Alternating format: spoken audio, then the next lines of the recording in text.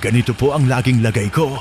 Tuwing umaga sa aming mumunting kusina, madilim pa ang paligid, tahimik ang mundo at tanging sindi ng kalan ang nagbibigay liwanag habang dahan-dahang kumukulo ang sinaing.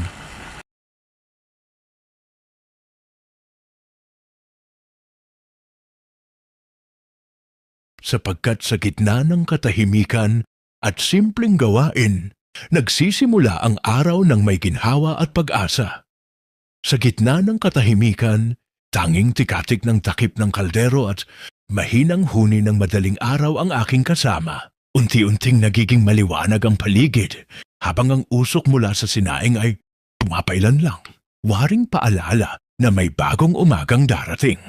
Sa munting sandaling ito, natutunan kong pahalagahan ang kasimplehan.